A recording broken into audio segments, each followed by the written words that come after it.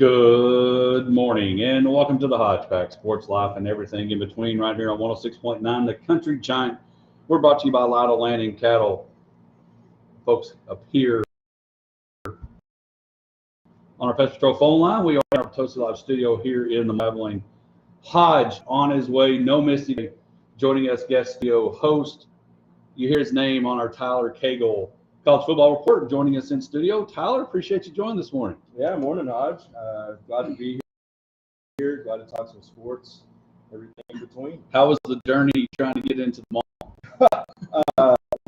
Going through this dark alley, and I'm wondering if Hodge is about to off in the mall. He'd have to be here. Yeah, good stuff. Lots going on. We got live sports. We'll talk about why we got live sports happening right now. Tons to talk about. NFL football last night.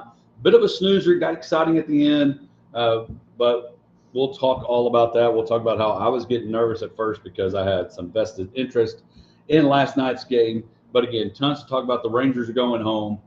College baseball is heading toward the postseason. Rangers obviously not going to be going there, but we'll talk about that once Josh gets here. We've got some Trent Gorillas coming to studio today to join us to have our like my time segment, and Chance Williams will be in studio talk about their season, playing really good football right now, and so look forward to having them here in studio. And so lots to cover, lots to talk about. Stacy Lopez from KTAB, she will be our guest picker today. Last night, Tyler, have you ever felt like you could be a model, runway model? I feel like I've got the walk, but maybe not the body. Last night, me and Misty Camper, again, Misty's out of town, and so last night, again, Cancer Society ball coming up on October 11th. Last night, style it was really cool last night. So getting to talk to Stacy Lopez this week, and so they said I'm in. So Stacy will be here to be our guest picker today. We've got great games. I'm telling you, you throw in golf, and I'm a golfer. I don't know how much. I mean, I know got little ones and work and all that. Don't know how much golf. We're coming off the fire. When you throw golf into football and you throw in the Ryder Cup into football season, it's a great weekend of sports this week. Yeah, it absolutely is. I enjoy watching golf. Too high when I get on the course, but it's always good to get a little bit of golf, especially after the majors. Try to get this Ryder Cup in, especially when it's going to be real early. Get you some stuff on Friday, kind of get the fix in between those Thursday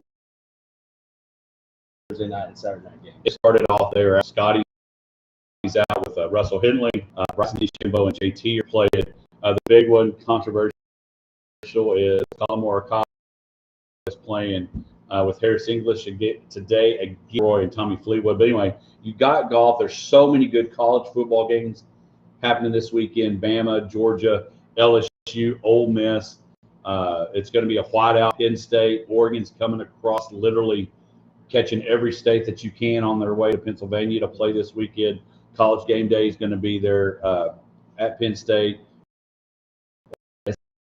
SEC large and then you throw in the markets coming back, not football, and of course we got Friday Night Lights tonight. So let's dive in. Congratulations to Jaden Carrillo. Jaden Carrillo was our Texas Farm Bureau Hodgepack Player of the Week this past week. Had a big game against Lubbock Coronado. In fact, I don't think he had to play that much against Coronado because I think by halftime they were up so much. But he had a big week, so congratulations to him. Last night, we'll talk football. Football last night, the Seattle Seahawks. The NFC West has been one of those divisions. The only reason not everybody was for it was because they had to play one each other. But last night, Sam Darnold 20. Again, I was MC night, and so when you have fantasy football and you have fantasy football players, you try to look at your phone.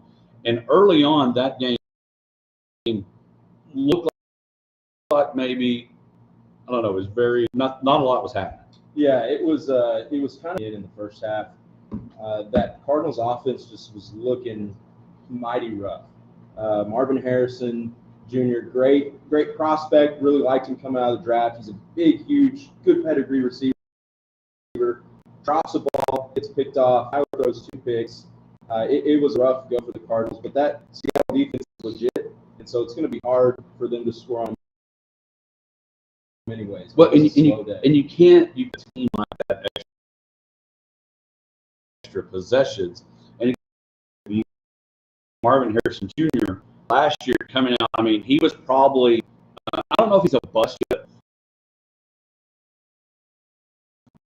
Okay, that's getting not a great year last year, and it looked like last night again. He had a football matchup, and I was down -2 to nothing.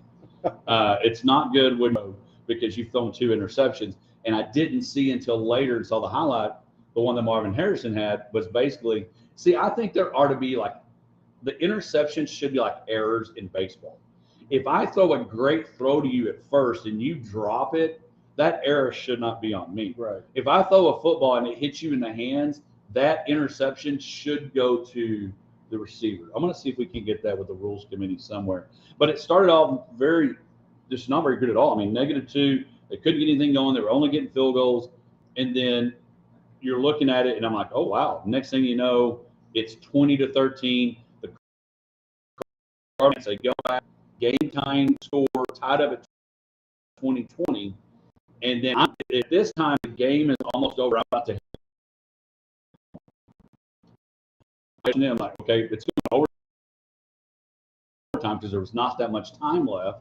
You're thinking, okay, we're going to get extra football. It's going to be free football. All the things. Kyler Murray's going to have a chance maybe to throw another touchdown. He ended up with 16 points, which is much better than the -2. And then, unfortunately, Chad Ryland, this new kickoff rule, doesn't make it into the landing zone, which has got to be inside the 20. He literally misses it by like a yard. And then Seattle gets it on the 40. And when you get it on the 40, with kickers today, even though that Jason Myers missed one earlier, if you don't, and I know we're spoiled as Cowboy fans with Aubrey. Oh, we've got a machine. Yeah, but you don't have to make many plays in a little amount of time to put yourself in a position, and that's what the Seahawks did with a game-winning field goal. Right, and you nailed it right there on that kick. New landing zone rule, it was brutal starting at the 40 because, like, even kickers today, I mean, 50 yards. That's the thing that we were talking about. That 50 and 55 used to be like, okay, and at that 55, you're like, well, you hope he makes it. Right. Well, now that's become, even though you do put pressure on kickers, we're getting pressure in the Ryder Cup on putts, it's almost like the comfortability of kicking that 55-yarder and maybe even rolling up to the 60 is getting more normal. Right. And Myers had pushed one to the right, so they get it on the left hash for him. And, you know, when you've got a Sam Darnold-led offense, dink and dunk, JSN had a great catch on the sideline to get out of bounds. But you're right. I mean, when starting from the 40, you just need 2 or 3 plays. They had about 23 seconds, which is plenty of time and a timeout to get in that field goal range. And it was brutal because the Cardinals really brought it back in the second half. Kyler looked better. Marvin Harrison caught a great touchdown. And their football, here we come. And was just a killer. And I look back at quarterbacks, and I've already said my bold statement of the year was that Daniel Jones was going to be this year's Sam Darnold. So far, I'm living up to that. Well, Sam Darnold right now is still showing that, hey, we're pretty relevant. And as you mentioned, Tyler, our defense is good enough that as long as I don't give 2 passes away with interceptions, I mean, he goes 18 for 26, 242 yards of the touchdown. That's enough. Just don't make mistakes, put ourselves in position, and they win last night 23-20, 3-1 in the division now, 2-2 or 2-0 in the division. Arizona now falls to 2-2, but it's pretty interesting just how well Seattle is doing, even post Geno, and how well Sam is playing. And I'm wondering if Minnesota not keeping him, especially McCarthy going down. Yeah, that's going to be a good question, and time will tell with JJ for the Vikings and Darnold. I think I saw a stat last 17 games. He's thrown, I think, 40 touchdowns, 5 interceptions. And you're right, with that defense, the term game manager doesn't sound good. Lots of discourse about that term. But if you limit your turnovers, you hand it off to two good running backs in Charbonnet, Kenneth Walker. You've got decent receivers and an older Cup and a JSN. Just keep the ball on your side of the field. Let the defense do its work. And I'm not saying Seattle is a Super Bowl contender, but I think they're going to be able to very obviously compete maybe for the division because you don't know how healthy, even though the 49ers are still undefeated, you don't know how long that is sustainable until Brock Purdy comes back. They're out without both. But there's been Trent Dilfer, Brad Johnson. There have been Super Bowl that did do a whole lot because their defense went into that category. But again, Jackson Smith,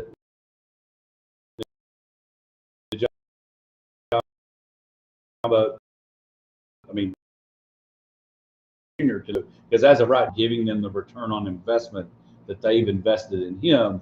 But again, last night, 23-20 there. Again, Ryder Cup is happening right now. Again, we've got it going on here in the studio, the Potosi Live studio. Golfers are out. Your thoughts on the Ryder Cup? One of the big things that we're talking about was how the Ryder Cup from Europe are playing for the love of their country. That was more country like here than the across the pond accent. And then you got the USA guys getting paid $500,000, $300,000 supposed to go to charity, $200,000 supposed to go to them, whatever. All the players are saying they're giving it back to all the charity.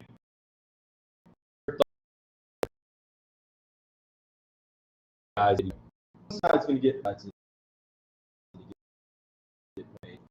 especially. Europe has really been, to use a bad pun, teeing off on the U.S. teams, and I think the European players have been playing a lot better coming into this Ryder Cup. Fleetwood, Rory won some majors, especially Tommy Fleetwood has been looking really good, and their team is just really, really good top to bottom, I think. Well, and the thing is, Europe had the option, I guess, to probably pay them as well. But I think it's interesting how, and deep down, everybody, and that's one of the Hodgepack Black Plum social media questions of the week was, and I put this on X or Twitter, was getting paid.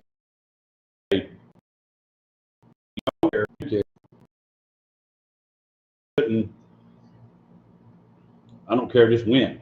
Point. My whole thing of it is just find a way to win the cup because everybody else is getting paid some form or fashion. I mean, deep down, you could being paid being a football player at Tech or wherever it's at, or softball player. You're getting paid. So yes, you're playing for your country, and I've said it over and over. And those that are watching on Facebook Live, I'm pointing to the iPad. This is a must-win for the USA. Absolutely. You're at home. You're at probably, when you think about venues like the Roll Garden, when you think of venues, Beth played Page Black venue. You're going to have the New Yorkers being loud, and kids are going to know that they'll be using it at school on Monday. But it's because the USA needs to win this Ryder Cup. And right now, I look, we were up 1, down 2, tied with another. And I think this is big for Keegan because Keegan's making some decisions, didn't pick himself, all those things. But it'll be interesting to see how the Ryder Cup goes. I don't have a problem with being paid. All I want to do is see them win this thing and bring it back. And so, again, that's our Lawrence Hall headline report. Again, Tyler Cagle in for Misty. Josh will be on his way. Lawrence Hall Abilene online. Check it out. They'll get you taken care of. You need a new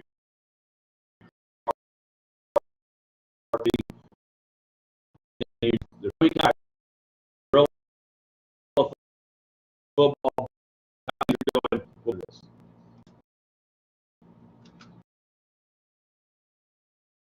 More? No, that's perfect. Okay. All right. All right. I'm going to move over.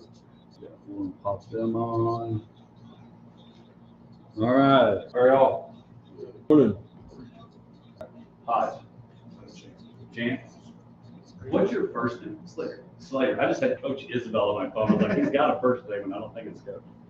All right. So Chance, Coach, pick either Mike. You'll sit in one of these two chairs, and then we'll get rolling pretty quick. One on time.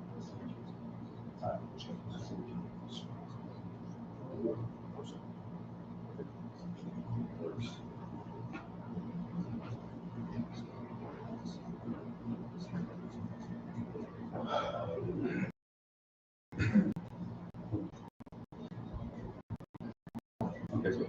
So I got to take that up. All right.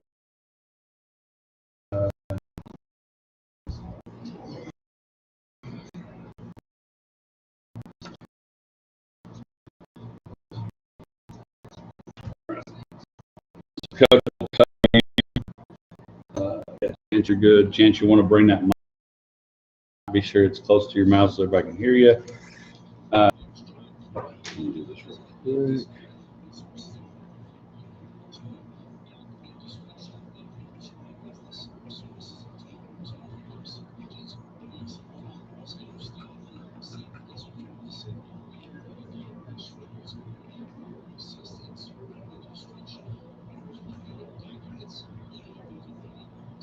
That's not right.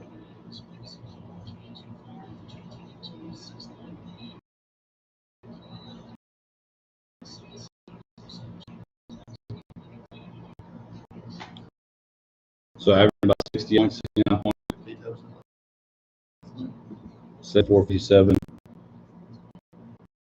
I think if the whistle doesn't get blown in the rotating game, that because I think it was 14-6, maybe. I think so, and that was worked down. And you make it 14-14, and now it's a little different. And then 15, you're number what? 25. 15 got hurt. 12 got hurt. Was that Hollis? Wallace. Wallace, yeah. Like I said, I preach in rotating, so I was there to kill two birds. I was like, man, Coach Isabel handled that much better because I'd have been unemployed. Because no, you can't. You just can't. You can't do that. That's what happens when you run with the whistle in your mouth. We're out of shape. First game of the year. Yeah. All right.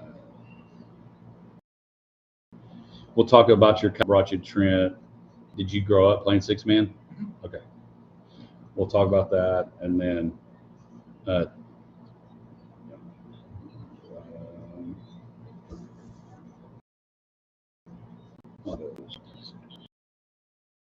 yeah, just talk loud into a Chance.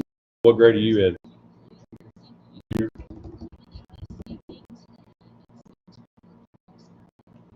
Play. Did y'all play Pretty at home or at Pretty? Played him at Trent. Okay. I was just curious. I was shocked. I noticed when I saw that y'all were playing, I was like, oh, they're the next school to try to start playing football. I think this is their third, fourth year. Oh, really?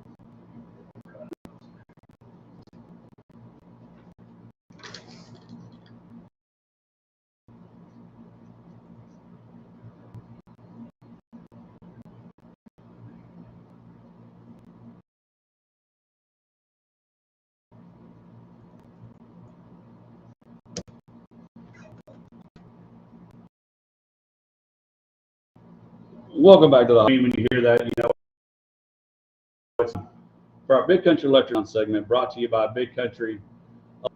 Again, Big Country Electric taking care of their members each and every day. Toby Snyder and Stanford. We highlight a lot of players program. Gorillas. We got player, coach, and program joining us in the studio. Isabel and coach.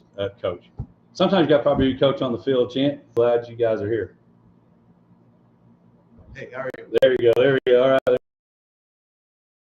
There you go. First time, everything. Here you go. So, Coach, had a tough one against Rotan, but playing pretty well right now. Talk a little bit. Tell our listeners your journey. Coach, as they start coaching six-man, played it or whatever. Listeners, a little bit about your journey. I started playing six-man in high school at Santa Ana. It's not too far from here. After college, I went back to Santa Ana to start. I had spent 2 years as an assistant and 1 year. And then I went to Trent. My first year there, in the last 2 years, I've been the athletic director and football coach. And so, one of the things, what do you love about six-man football? I just like the speed and the space, and I love basketball, and it's really basketball on grass is what a lot of people call it. Yeah, that's what I say. It's basketball with pads, basically, running around. And so Chance, you're a junior this year, and how long have you lived in Trent? I don't live in Trent. I live in Ty. Okay. So I'm really in Merkle District, but I have been going to Trent since 5th grade. Okay, so Gorilla, well, having a good season. So, Coach, again, I was tweeting a few things. How long have you been? Is it your first or second year as the head coach at Trent? This is my second year as the head coach. Okay, creating that culture as the head coach. Every coach will start in this I want to be a head coach. You've got opportunity director. What has it been like trying to create back to where Friday nights are mattering, trying to find a way to get into the playoffs? What's that been like creating that there at Trent? Well, I believe everybody just has to find what's good for them. When I was first taking over, I tried to hit the weight room hard, and the guys weren't buying into that completely. But now that we're just practicing fundamentals and little things, and they seem to buy into more of that and learning more from it than the benefits of getting into a strength and conditioning program or something like that. Well, in the weight room, championships, whether you talk to Coach Reed, who's won plenty, or anybody, championships aren't won during the fall season. They're won in off season. Correct. Getting bigger, stronger, faster. And so you're now a junior, and again, we were joking before we came about how, really except for the one game at Rotan, the unfortunate whistle that instead of whistleblower being a bad thing, it was whistleblower also being a bad thing because it took away a touchdown. So how would you describe this season and how things are going? You got W's on the board, you put scores up. Talk about your season and how you feel like the direction of Gorilla football is going. I think most of it is the freshmen wanting to prove themselves because that's what our team's made of, honestly. We got a lot of small freshmen, but like I said before, they know how to hit and they're not scared to hit. So with our wins, and when I say confidence, I'm not saying we think we're the best team. I'm saying going to the next week, we look back at the week before that, we're like, yeah, she does. And that's the thing, getting used, and I've said this, winning or used to losing. And there are programs and they have a hard time overcoming that. You Coach Isabel, you've been seeing that turning around of moving in the direction of getting wins and competing again. And so what do you think has been the difference? Chance is saying you got freshmen believing in themselves. What do you think has been that difference in moving Trent in the right direction? I think there's two things we need credit to. I think football IQ is just last year had 12 players and 5 or 6 of them never even played football. We grew from that. And the second would be the village we have around Trent. It pours out love and confidence into these boys and do something special if they just. And so you got a couple other guys again. Did 6 every eligible. They literally go out, find a place Chance, talk a little bit about how your happened. I know we were out to go with Keegan getting our Farm Bureau Player of the Game. Talk about those teammates and folks like his upperclassmen are setting those freshmen. So on our teammates, we got two high school, Wallace and Keegan Hollis, and we're captains, and we all three take pride in it.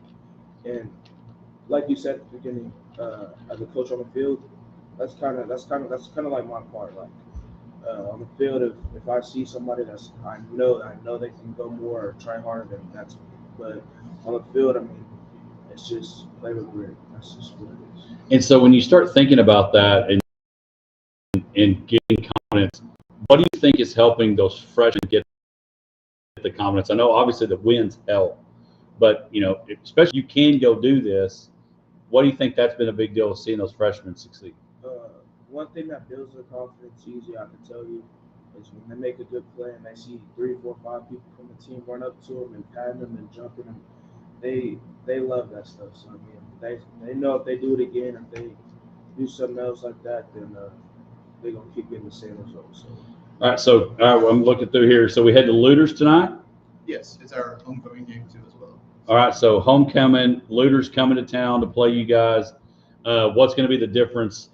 What you guys are going to need to do to have that homecoming? That way, a little disappointed none of y'all wore your garters, but that's okay. What's going to be the difference on getting that next W as you kind of continue to move forward and get ready for district? The growth I want to see going forward is we come out of the gate a little hotter. The last couple of games we ended up, just quarter we team to wake up and play. But we can come out of the gate right. That's the difference in a lot of games.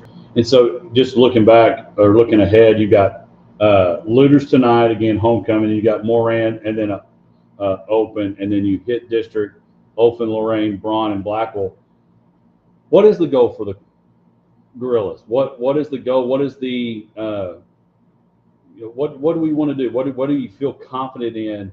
I know just hear Chance and what I love about how he's not looking at freshmen as underclassmen or anything like that, as teammates, and that they can help and make a difference.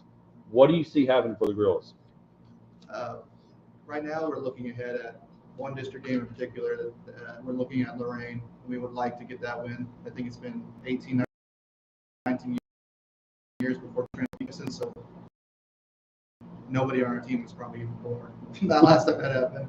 Chance, what about you? You're a junior. You're getting touchdowns, even when they're called back. You're getting touchdowns.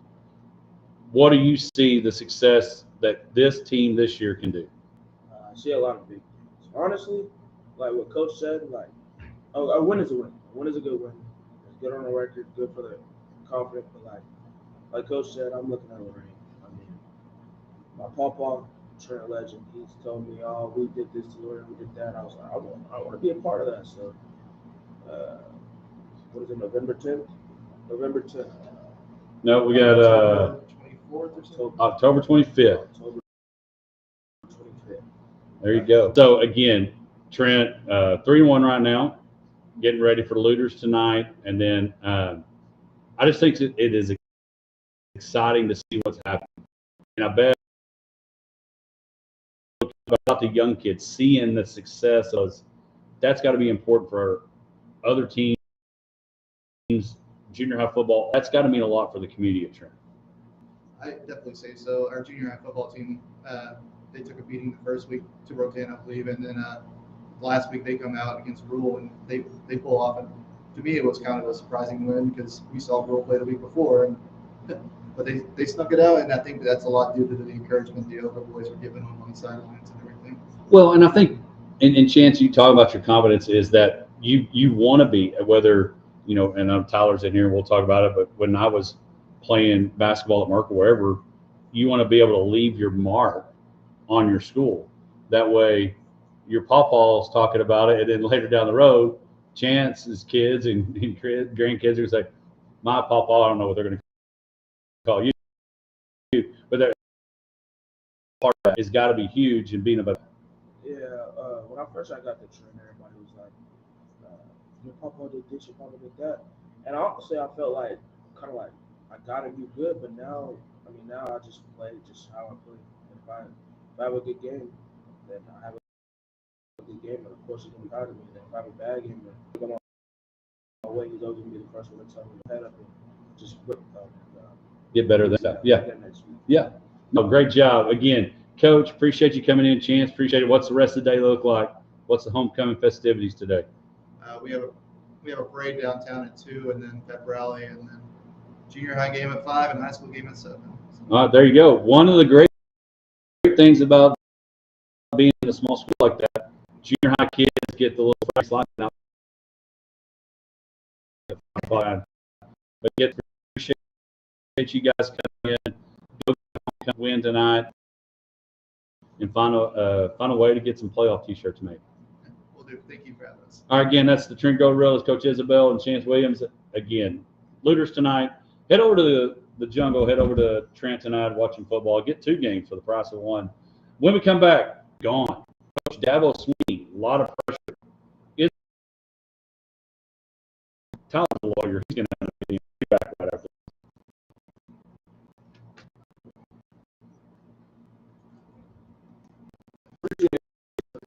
Six man. That's rough. Why is that? Yeah.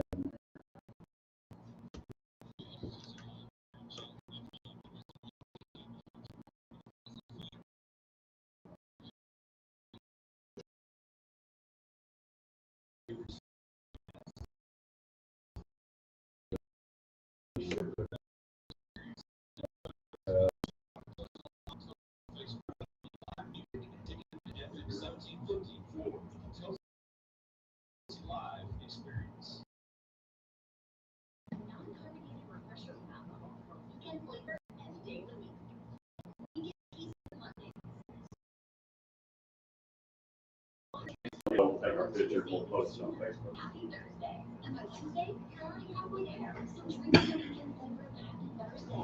Happy Thursday's Pint Refreshers. Weekend flavor any day of the week.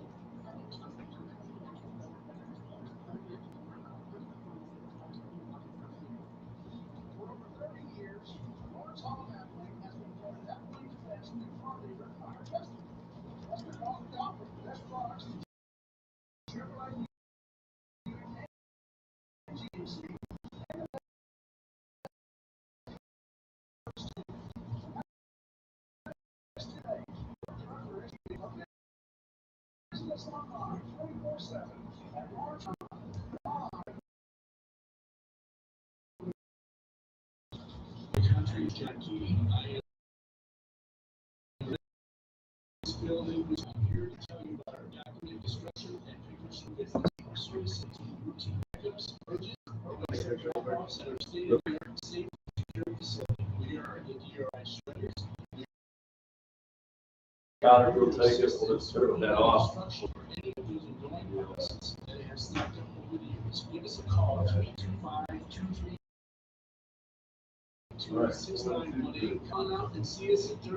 right, appreciate it.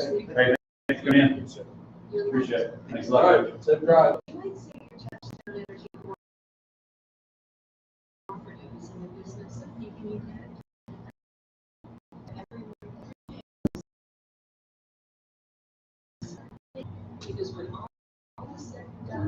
Mountain officer. Josh gets here. I could never play 6 man. Running. Yeah. Yes, it is.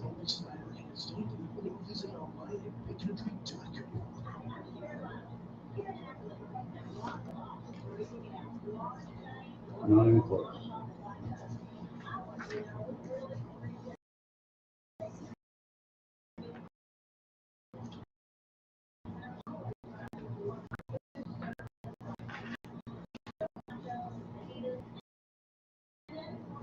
Who were the like top dogs in 6 man? When I was playing football, Abolition was good.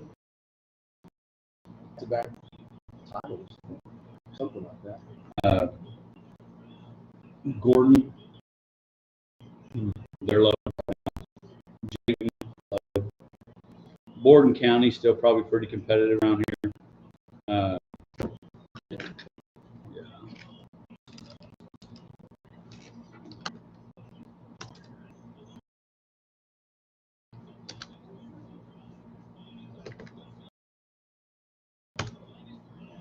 You arrive home and don't know where to start, feel overwhelmed by the mortgage process. County State Bank today selling a customer service and offering competitive rates. Experienced team. Walk you through every step.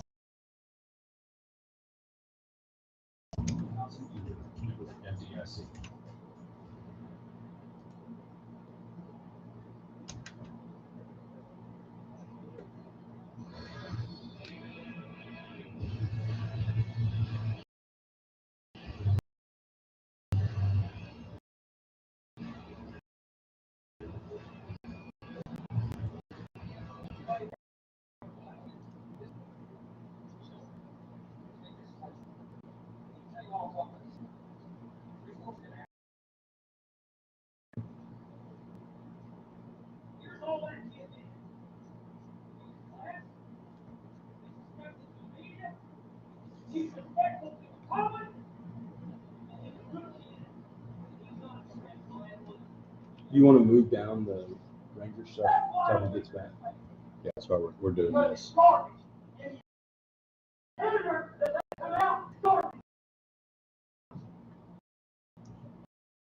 I'm a man. I'm 40. I'm not a kid.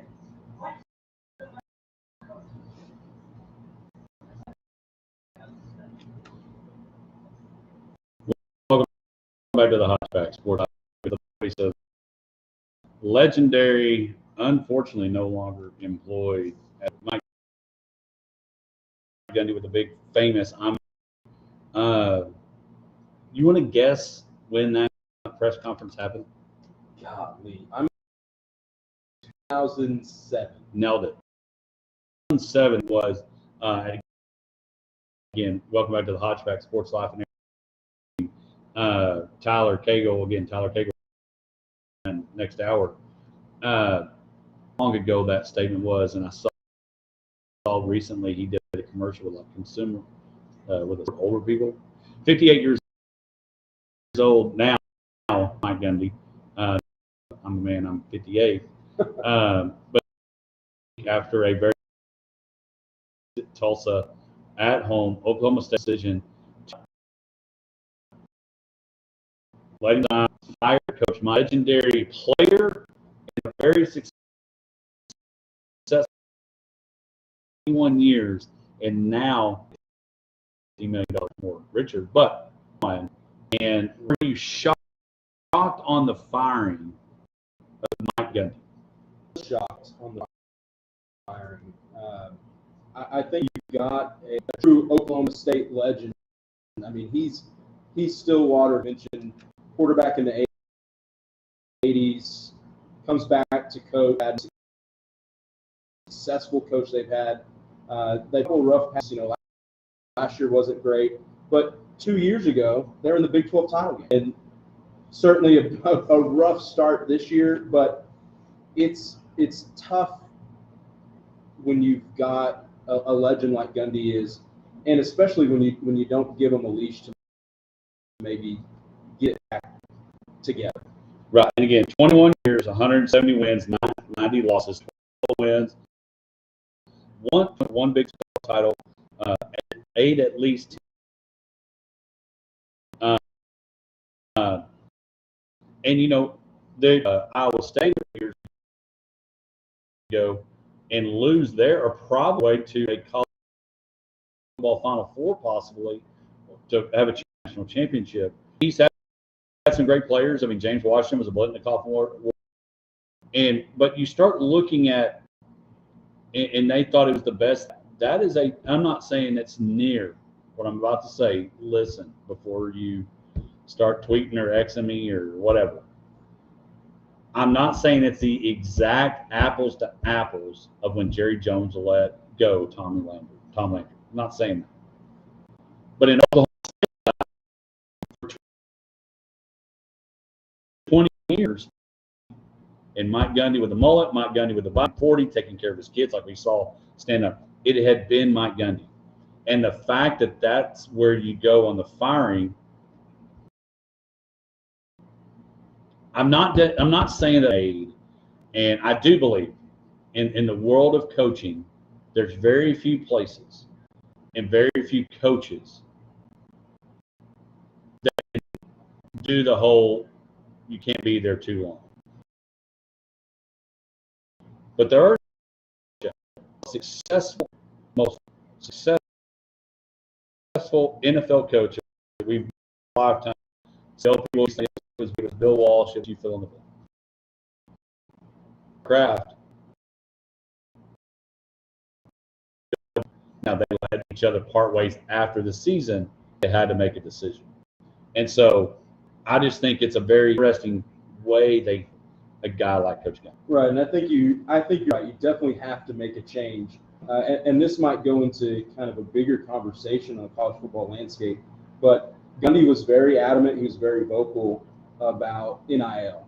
He did not want to embrace that. In fact, before that Oregon game this year, they got absolutely smacked. I believe he said some statements about Oregon paying all these years and made comments about that. And seeing this kind of old guard of coaches not really embrace the Wild West NIL. And I think that could have been a change that you can make, because Stillwater is a great place to be. They've got a great program. Gundy's a great coach. You can certainly, and with T.V. Pickens out there donating, transfer portal, that we've seen that really completely change their program through the NIL. I think Oklahoma State could have gotten back, get a couple of those players in, get some of that money in. Maybe you don't have to let Gundy go. Well, and we've mentioned coaches adjusting to it. You know, Saban left. You know, some may say he made the decision because he didn't want to mess with it, and he'd got enough national championships and had a great avenue to go to media, and he's doing great there. But Dabo right now is falling into that chastised for not going the Texas Tech, you name it, route of. My question is, who is Stillwater going to be that type that gets on board?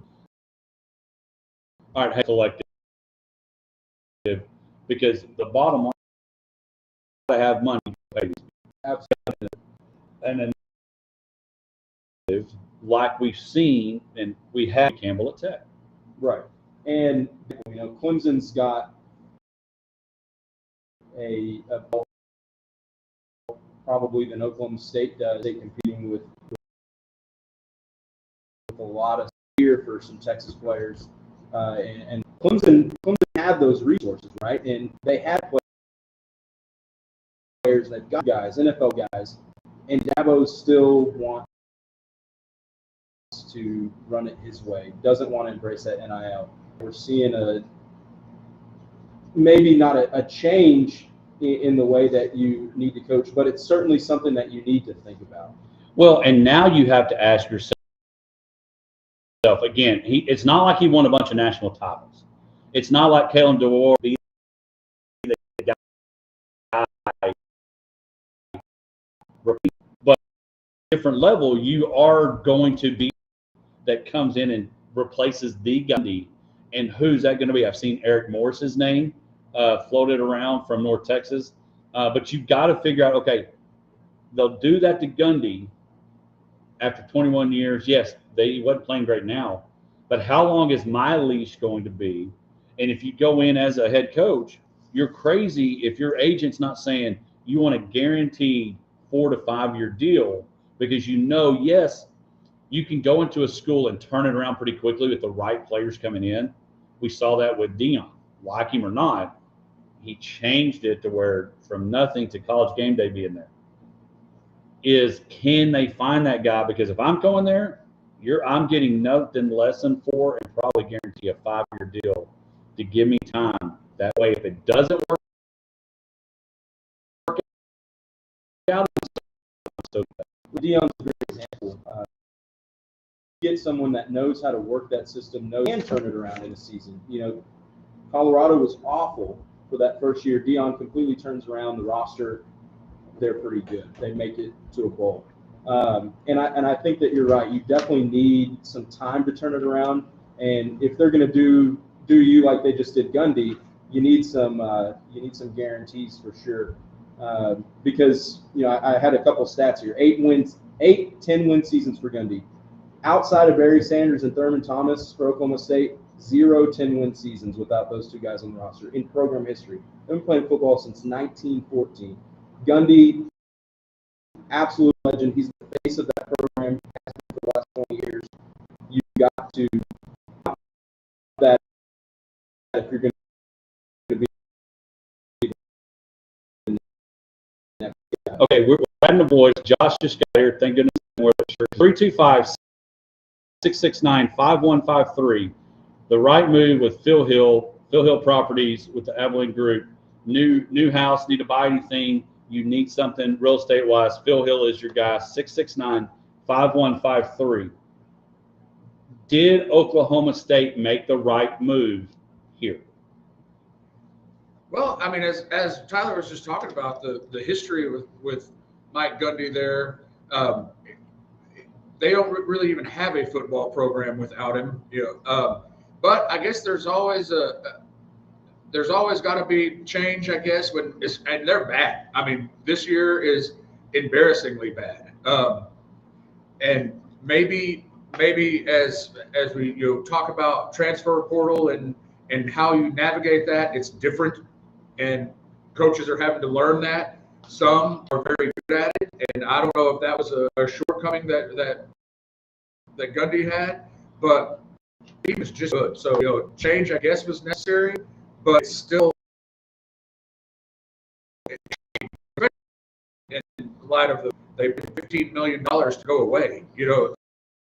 So which to me, and I don't know if it was the end of the contract, but when you got buyouts and what we've seen with Jim, we've seen with other, and the amount of money, $15 million. I mean, it is. Yeah. But if you think about it, we've seen $79 million, we've seen $30 million, we've seen $40 million, all these different numbers, and so in the grand scheme, maybe they thought 15 million was enough. But to me, the struggle that I have with it, and I know part of this, and Josh, you're going to, and rightfully so, because, and I know you were, but like Dabo kind of in that same world now, but the difference in Gundy and Dabo is 2 national titles. In playing for more, and now can you adjust it and make it quicker? I think, obviously they're not going to fire Dabo. At least not now. Yeah, I can't imagine that they fired Dabo. But you mentioned it with Jimbo. We've seen these programs that have high expectations. They have been desperate before. Is Clemson one that can be desperate now? Dabo, I would think that that's the wrong move, but it's not something that we haven't seen before. Well, see, I know we do take it or trash it, and I guess right move may be a great thanks, Phil. But I don't think this was the right move. If this would be a trash it that they made the right move, I don't think they made the right move by firing Mike Gundy. I would agree with you on that. I don't know. I mean, something changed. Yeah, and they did say it builds upon itself. If you're not good, it's hard to turn that around without changing something. And I do think that, like, Dabo is safe because of his resume, but they're pretty awful too. So how long is Clemson going to be fine with just like being mid? Well, and it doesn't help. And no, it's not great. And some people would say that you're in the worst conference because of Miami, because of Florida State, because of Georgia Tech, who they did lose to already. The ACC is starting to build its resume of being a little bit better conference than what other people may have thought they were. And now I'm starting to wonder, how good is the Big 12? But anyway, that's another time. We'll get to that when we do the Tyler Cagle Law Firm College Football Report. But again, I don't think they made the right move. Gundy's gone. Do you see him, and we'll go to break, do you see Gundy? Is he still a name, or was he just an Oklahoma State name? He can get a job somewhere else. I think he can, but I think this is going to be turning point for him. Like I said earlier, you've got to embrace that NIL. You live or die by that money nowadays, I think. If he's willing to embrace it, get out there, I think he can still get a job. He obviously can get a job. I mean, it's just, is it a job he wants and he doesn't need one? Right. So, And here's my other deal, and I know we got to go to break. He's been Stillwater. He's not. Now, I ran into somebody. He's got a house in Pocosa, that a buddy of mine. So maybe he's just going to go hang out in Colorado. I don't know. And he'd probably be okay for TV. I don't know. Again, I think they did it. But the right you need is Phil Hill as your realtor. 325-66. Come back. More Hodgeback, Sports Life, and everything in between. Have you enjoyed the Potosi Live experience? It's nice to meet you. very nice to meet you, Tyler. Josh Greer. The juxtaposition in y'all's attire is made me laugh. When I came around the corner, I was like, oh, all right, we got like very professional. It's not even like jeans day over here, you know. Like, I'm coming straight from here to the courthouse. so,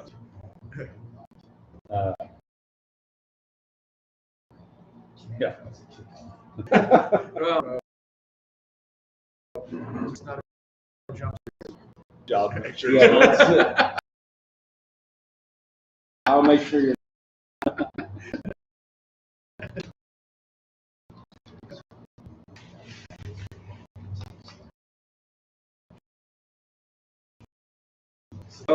Y'all sounded good. Very, very, very good professional sounding radio work so far this morning. It's good. It's good. It's good to know.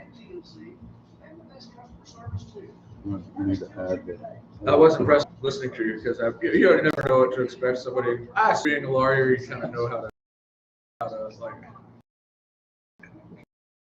carry a conversation. But. Yeah, when I was in college, I went to Baylor and I did about 13 weeks. A buddy of mine did. Mm-hmm. And so we had like a weekend.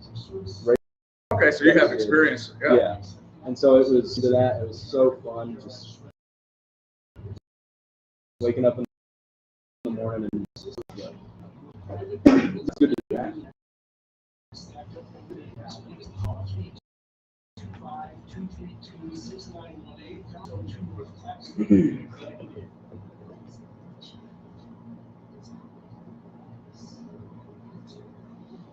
USA's getting there. What? Isn't that what you expected?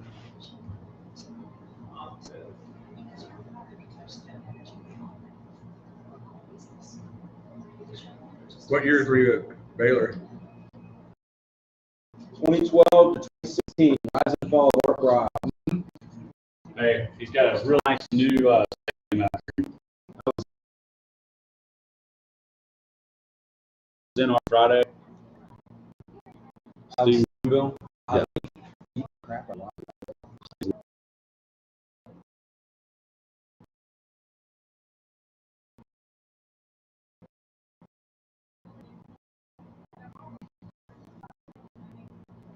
I'd heard that they were coming back to program, so Stephenville. which isn't bad. There is no way I can qualify for a home. You don't know that. Don't play the guessing game. Call Coleman County State Bank today and speak to a mortgage expert. They are local and make decisions fast, so you don't miss out. When Browse was at Stephenville, they were like scary. Oh, Like they won a game before they can go.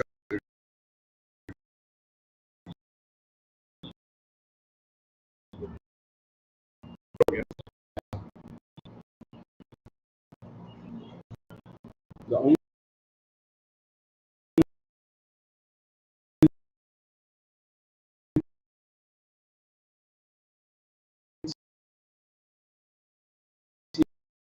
team that I played at Abercrombie my home.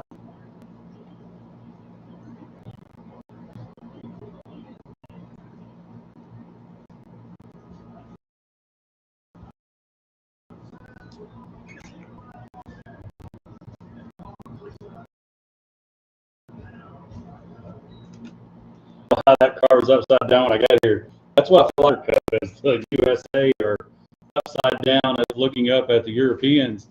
Right now, we have one match all squared. John Rahm tied up with Bryson DeChambeau and Justin Thomas. Fitz Aberg up 3 on Henley and Scheffler. And again, watching our head about Harris English, Colin Morikawa down 3 to Rory and Tommy Fleetwood.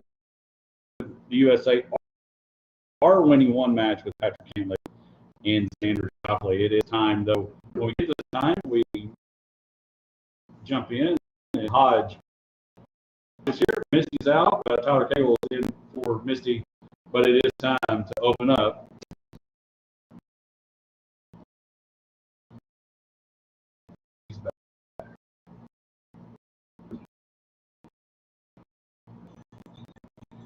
Again,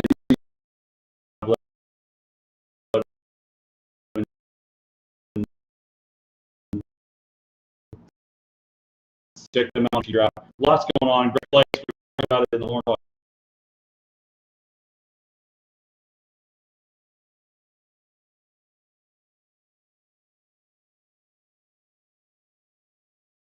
Missionaries making Mulligan's debut, plus the glow in the dark ball golf, the glow in the dark golf tournament happening. So check it out, Mulligan's.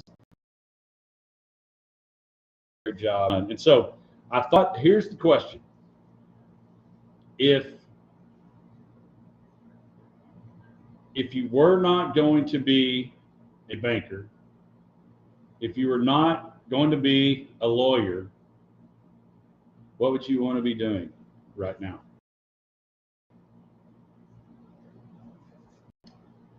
Well, that's a. Does this have to be in the realm of like realism? I mean, like No, dream job. Dream job. Okay. Well,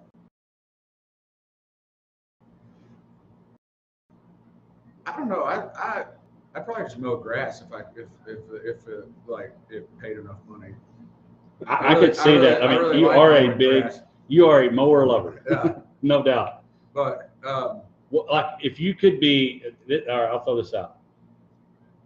If it paid enough, and I'm assuming it probably does, unless they're cheapskates, and I don't think they are. If you could get the opportunity, made plenty of money, it covered everything, enjoyed it, be the head golf superintendent of Augusta National. that might be a little look like either. I don't know if I need to be up at. Yeah, I wake up at 5 a.m. I think if you're going to be a course superintendent, you'd have to like be at work at 5 a.m. So I don't know that I'd push it that hard, but like yes, the grass and the all of the overall ambiance of a place like that, being in charge of that would be pretty cool. Or like even Globe Life. Oh yeah, I mean it's turf, but yes, a baseball stadium, being in charge of the grass would be. I would take very, very high levels of pride in keeping up. Cutting with scissors. Probably so. All right. After the line, absolutely perfect. Yeah. Not being a lawyer, change it up, tweak it. What would you do? Well, to keep it kind of in the sports realm, I would love to be a DA of a team. Certainly high pressure, but it'd be awesome. But you do like saying with the next contract with Oklahoma State coach, I want a 5-year deal, and this is what I'm going to get. Buyout. I want my buyout's going to be plenty where I don't have to do it. I'm going to need a big, huge buyout. Yeah, that's definitely for sure. But it wouldn't be so bad to be a coach somewhere. Get in the film room, get the kids, all that stuff. I think I'd enjoy coaching. And I think going back to if it was worth the right amount of money, because you would still want that buyout. Unfortunately, these high school coaches that don't times up and start moving. I do think that I want to do this. Let's go to 6 minutes. I got to do this one.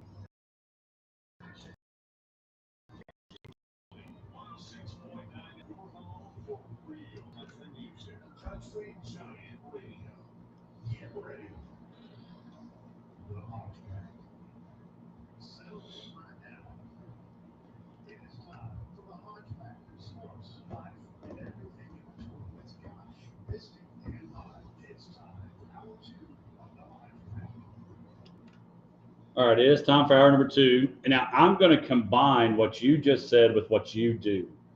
And again, one of our very first guests was Kelly. Oh my gosh, Kelly.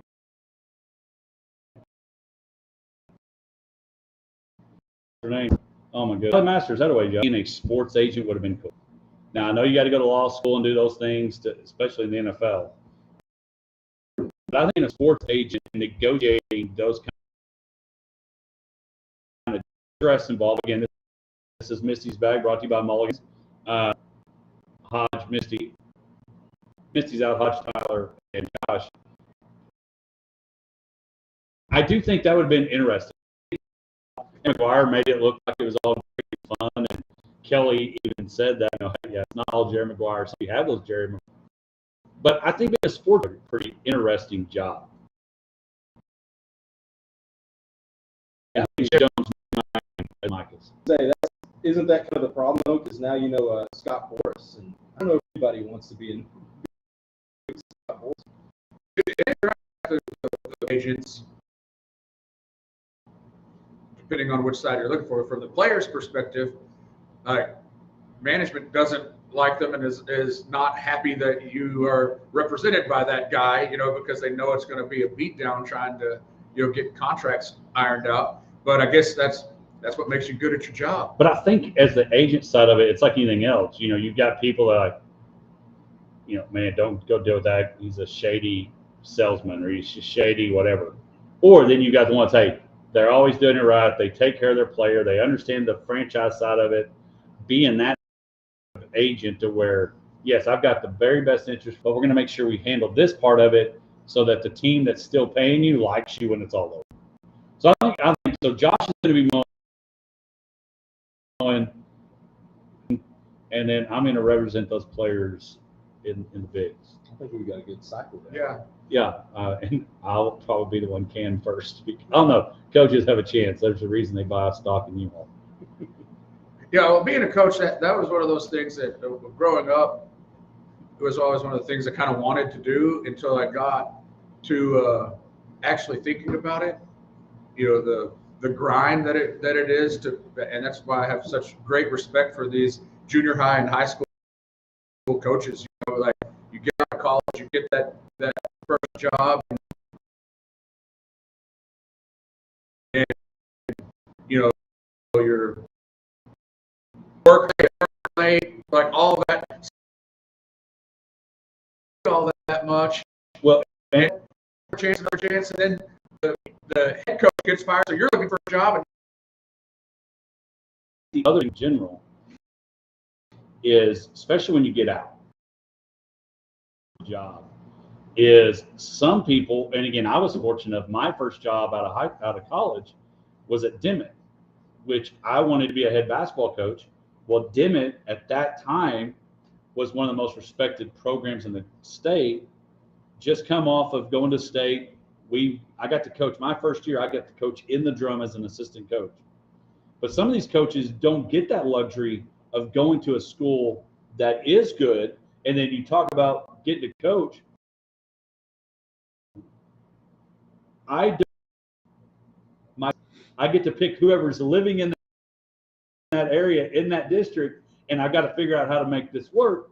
And let's face it, there are some programs, and I'm not going to mention any on air, but there are programs, whether they're high school level, college level, the NFL level, that just got to find a way to make something out of them.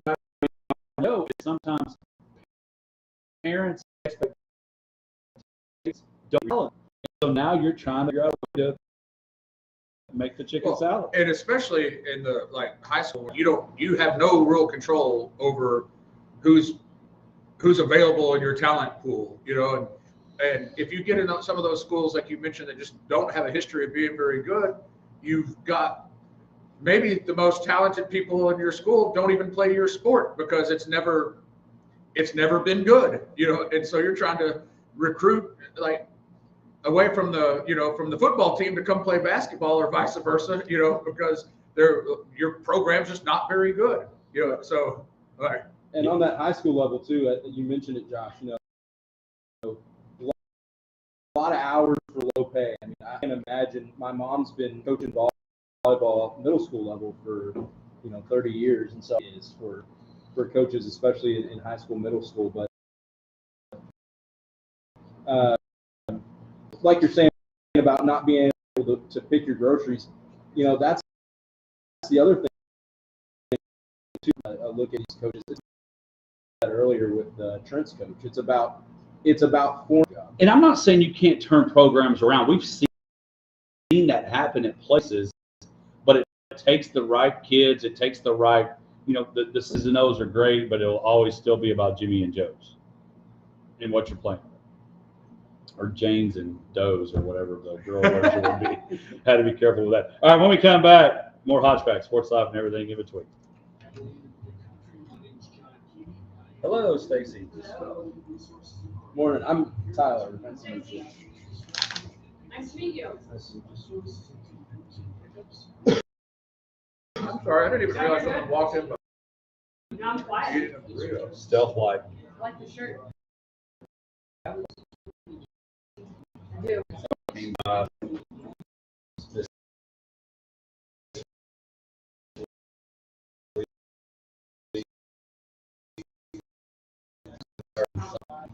Oh. It's like this one really works. It was a baby. And I think during the summer, it was. Oh, I agree with it. Yeah. Right. That's nice. Today would be a nice time to walk It is really nice outside. outside. It is very nice.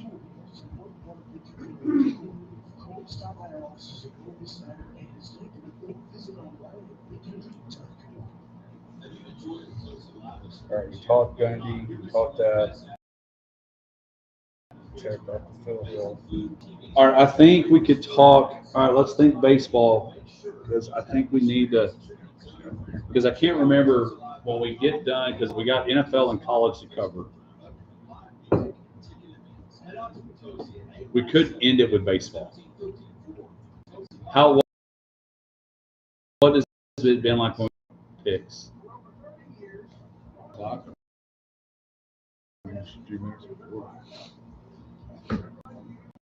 All right, so we'll come back and we'll do a little baseball, and then we'll roll into college. There's not much baseball. It's just, are the Astros going to make the playoffs or not? Well, the Indians had the collapse and are now tied. They won last night. Tigers. They've been. Tigers had an epic meltdown. Yeah, they've been. That's how, man. Who did I say? You said the Indians, but the Indians are the ones that pass them. Yes, yeah. Right. The Indians don't even exist anymore. They do. Much. What was interesting? I used to say it's got to be one of the Guardians stupidest. is sad. Like, I think somebody was just sitting there, Guardians of the Galaxy, that movie. That's It's like, all good. whatever you do, don't name my kids. Yes, I don't. Getting rid of the. I mean, that's like a top 5 Cleveland. I will tell you, I did not know, and I guess because there's no reason for me to pay attention, because I guess the Reds are trying to get back in it. Yeah, That Terry Francona is the Reds manager. yeah. And they are making a push. Yeah.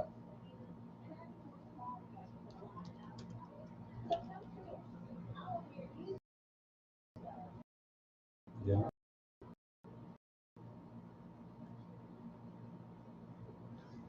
What time did you get home? What's a 15? About the same. I didn't even. You see it in that? Out late? Yeah. You said Yeah. you didn't want to be out late. No, I was home. I think I was home before 10:30 because I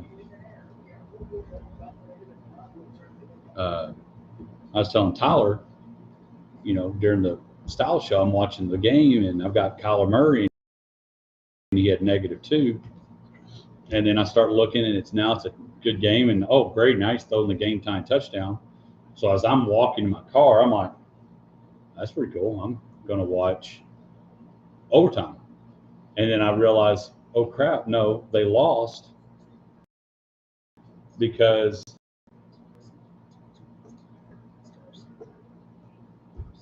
they don't kick it in the ending zone and they lose in regulation. I hate the new kickoff. It's goofy. I get it for the player safety stuff, but it's counterintuitive, right? Because you're saying we want less of those plays. It's weird.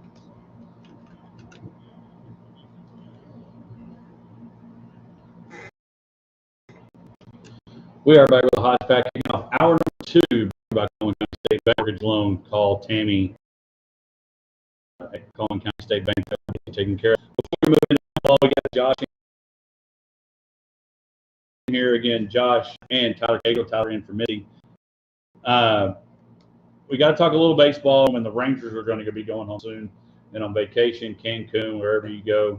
I wonder if baseball players been in the heat. They go to the mountains where it's cooler. Normally football players go to, baseball players will do. But the Texas Rangers, they now have an E next to their name. If you look on ESPN.com and their standings, they are eliminated. Josh, things are great. The Little Rascals were all the talk, and they went on a skid that skidded way too long. Just every time someone said it, it made me cringe. So, at least we didn't have to talk about that anymore. Yeah, when the wheels came off, they came off, and it's really been disappointing. Not making the playoffs is one thing, but like truly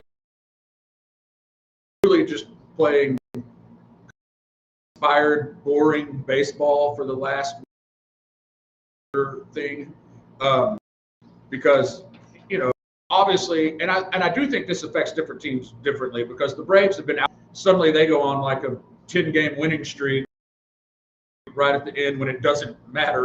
The Rangers were hanging on by just barely, still alive. Got that death blow of us, when Houston swept them at home, and then obviously that made it technically over, but the writing was on the wall. I mean, all the momentum was gone, and they just were riding out the string. So it's sad. But I don't know if you saw this. Jacob deGrom pitched the other day, gave up a leadoff home run, and then that was it for the rest of that. For the rest of that start, his last start of the season, and he ends the season with a 2.97 ERA, a WHIP which is walks or hits per innings pitched of point something, and an opponent's batting average that's sub 200. Like Ostavaldi, who was doing even better things before, but you were able to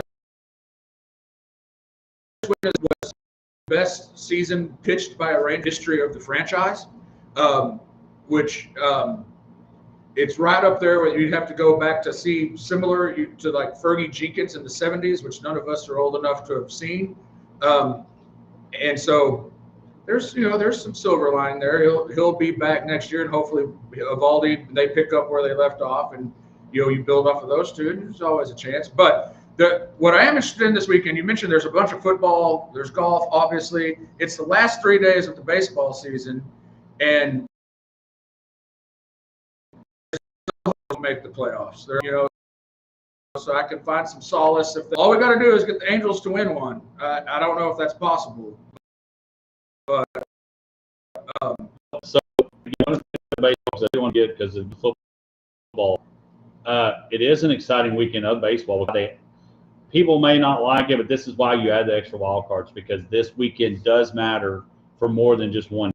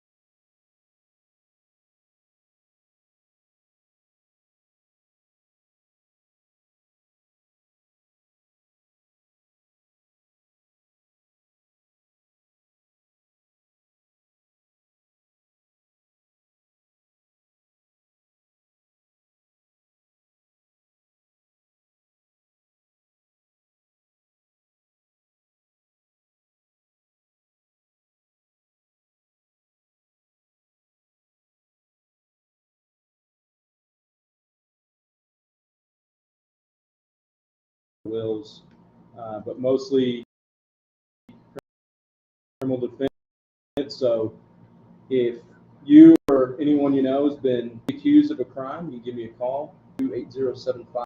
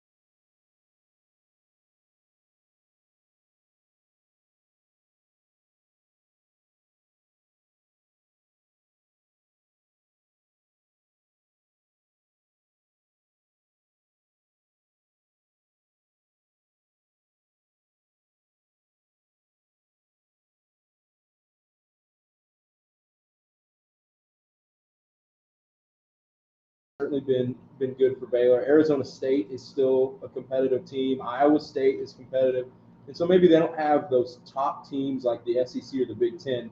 But I think top to bottom, obviously it's a huge conference, lots of teams. But I think top to bottom, Big 12 can still be very competitive in games.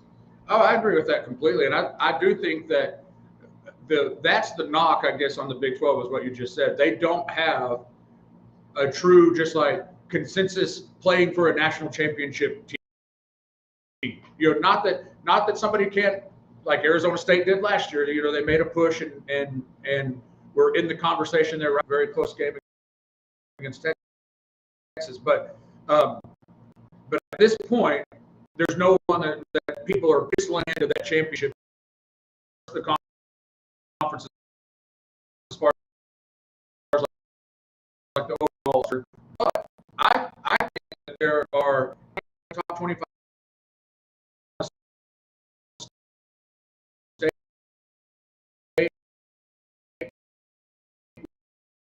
would have a solid chance of being in the top 25. I think that Baylor would also, you know, as far as like their overall, they can put some wins together. He's just like stellar. So I'm not. So I just got our first 12 team is Tech at 12, Iowa State at 14, and then TCU and BYU at 24-25. What hurts the Big 12 is there's not going to only be one team from the SEC. Right. We know there's not going to only be one team from the Big Ten. And honestly, if Miami and Florida State do well, because we see last year in Clemson and SMU, could we hurt? Do we have a chance? I guess technically teaching the Big 12 championship, because they don't play each other, have a chance of two Big 12 teams being in the playoff, and I think that hurts the conference. Yeah, I think it's got to be a situation where you've got two teams that are going to meet each other in the conference title game and be undefeated. You know, you look at TCU, Iowa State, they don't play Tech. Those are the other two top teams that you mentioned. And so if you can get an Iowa State and a Tech team coming in, it's easier to get to, but an SEC and they're so low. And so I think that's a scenario we could get to, but it's going to be tough, I think. Possible. And it goes back to what I've always talked about. The rankings are incestuous. Like they just build upon themselves. And by having the Big Ten, you know, we have the big matchup this weekend with Oregon and Penn State. You know, so like what happens in situations like that is even the team that loses doesn't bounce out of the. They're not going in. Yeah, you know. So even if they got blown out one way or the other. So because of that, and because the Big 12 didn't start with anybody in the upper, you know, like part of the top 25, they don't have the opportunity to do that. We beat each other and still somehow move up in the ranking. You know, like 12 is putting you out of playoff. Not the case in the SEC or the Big Ten, and I don't know that that's fair. But at the same time, that's the way that it is. And the only thing I'll say that, and then we'll wrap up and head and come back and talk some NFL, is that you can find a way and win your Big 12 championship. That'll be the way, one or two losses, because there's a chance if it does get crazy like it does in basketball, you may see a couple of losses. Oh, I definitely could see the Big 12 ending up with less than two losses. I mean, it could end up like that. And that's the problem when you got to back. What does that mean? Who cares? We don't know. We'll be back right after this. All right, go. This phone number is right here. Here.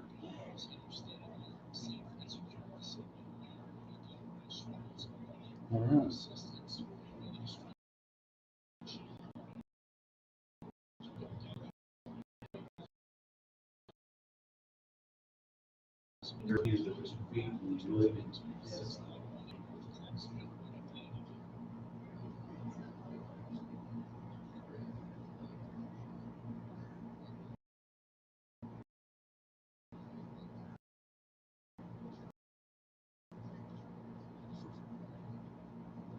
How early do y'all wait to this house and hang out for a little bit, and then we'll head to the stadium.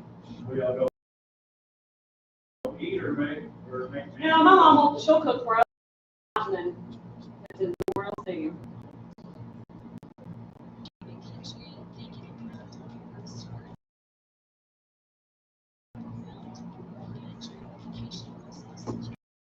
Yes, they're playing like this.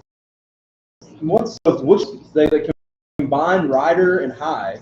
Yeah, so Ryder, they didn't really combine. They got rid of Ryder and they got rid of Old High, which was like a huge thing. It was like controversy. Obviously, they're both very historic schools in Wichita Falls, and they got rid of them and just made two completely new. Somebody's got to be in the booth tonight. I wish they'd have put something. They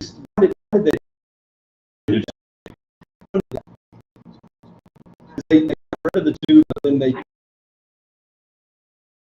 Why? I know it's very bad, and I think we're going to tear it down. But it honestly would be like just getting rid of Abilene High and Cooper and just be like, we're just going to get rid of y'all, and we're just going to make new ones. Yeah. It caused a lot of drama. And I can get needing to build a new campus, but why do you have to make it like that? Part doesn't make sense. Welcome back to the Hodgeback Sports Life and everything in between as we are rocking and rolling. Hour number 2. Hodge, Josh, and guest host joining us, Tyler Cagle. Again, part of the Tyler Cagle Law Firm. It is the Tyler Cagle Law Firm and our Tyler Cagle College Football Report, which we just did. Now we're heading to the NFL. Dallas Cowboys this weekend, tonight, Sunday night, playing Green Bay, which means Micah Parsons is coming back to Dallas, and I put in the rundown. Of course, let's talk first. Last week, the Bears looked pretty awful. Dallas has given up 92-point play. Ironically, even part of that 92 was in a win. I wrote this down in my notes. In college, which we just talked about, you can have a quality win that will help you get it into the playoffs. But then you can have a terrible quality bad loss that kicks you out. The irony is the Cowboys have a quality loss against the Eagles, have a win against the Giants, and then have a piss poor loss against the Bears. I know the way they played against the Eagles. I guess Body. what's the definition of stupidity is to you keep doing the same thing. Expect different result. Like I did actually my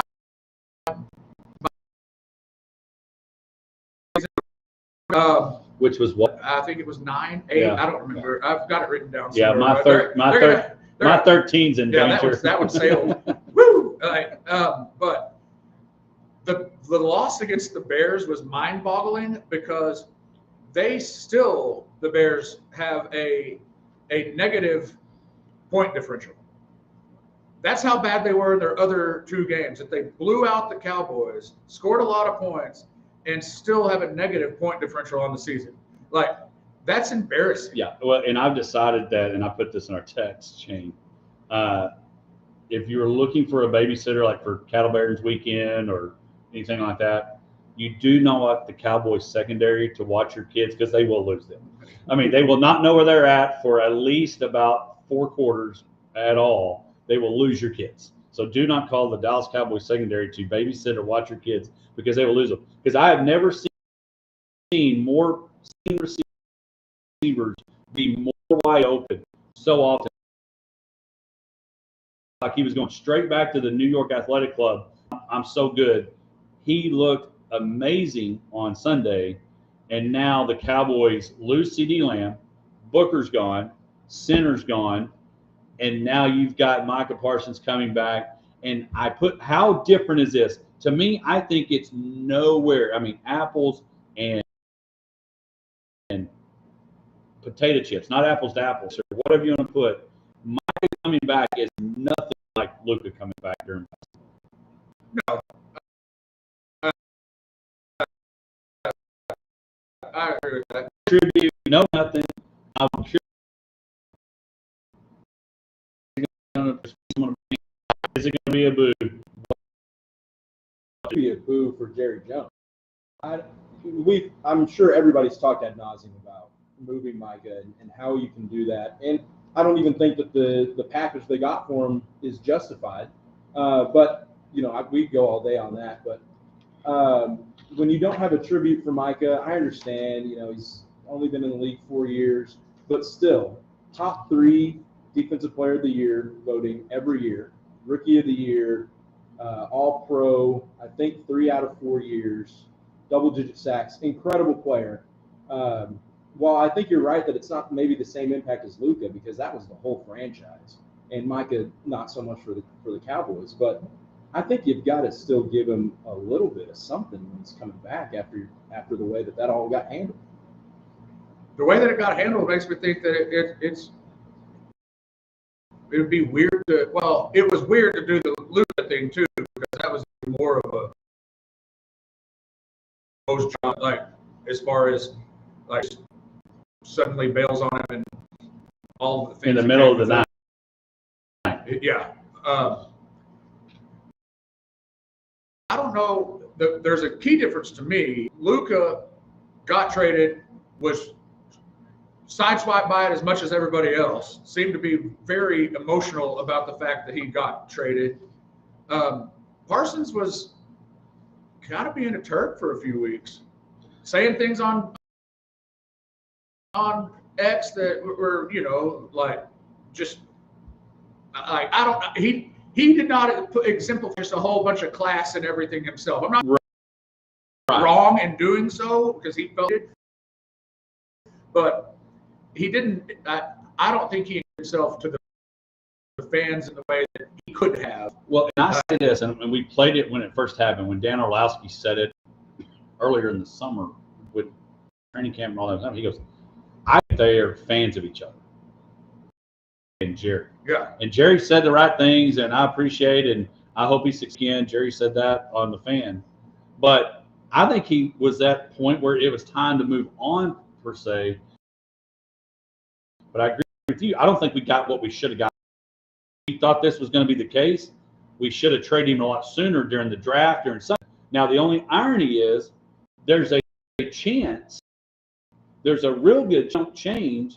My third going to be 4-13, and they're going to look like the Mavs in that they're going to get a top 5 pick, and it's because they're terrible. And then you got to go figure out what you're going to get. And so the other problem is we need to be rooting for the Packers to be bad. It's a big struggle.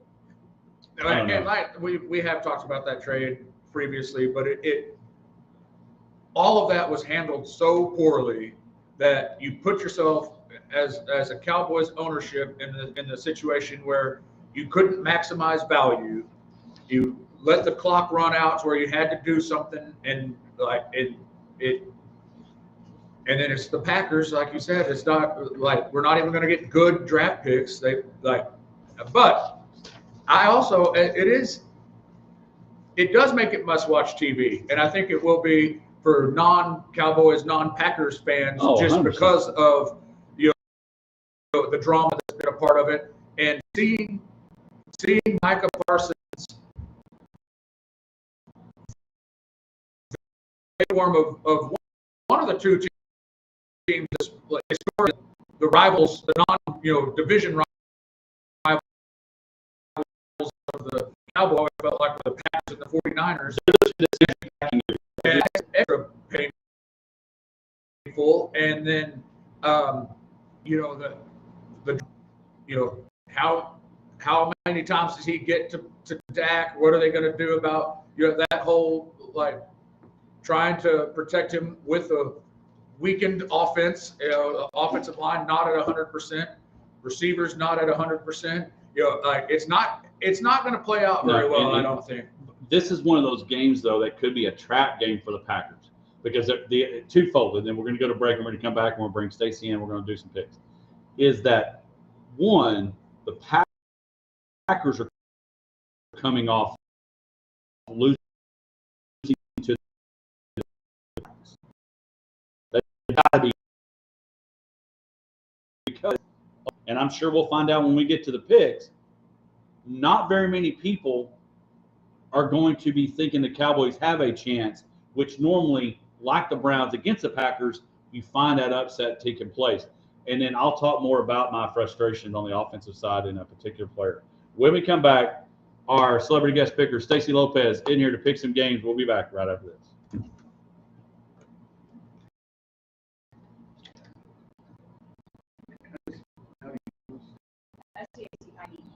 All right, so ask you this question: is it best for Stacy to be on your? You go back and forth.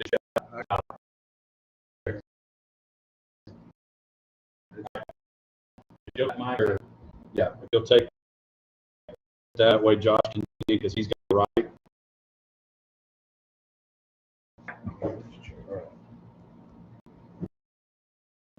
All right, Stacy, what is your official title? I guess news anchor Okay.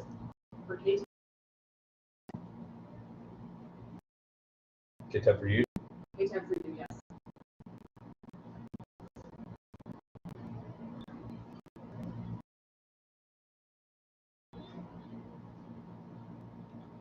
I'm the Dugout report. I mean, game host. Yeah. Y'all have some water back there? No. we do not. Okay. We are out of water. Oh, I you're good. apologize. Josh had a drink out of that. No, you can have that. Okay, I'm having that one. Yeah.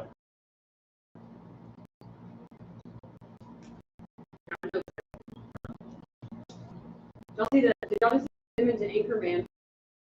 For like, Saw that. did you see that? I'm Yeah. like, wait, what? Uh-huh. Look on his Instagram. I guess they did an article on him about just like his new job, the Ron Burgundy. I saw that And yesterday. it's actually really good. Like for a minute, I was like, that's not Dirk, and then I looked closer, I'm like, it is him. It is him, yeah. I'm a diehard Dirk fan. That used to be my email back in the day, Dirk Lover, when I was like in junior high. Yeah. When you retired, I cried. Whoops, sir.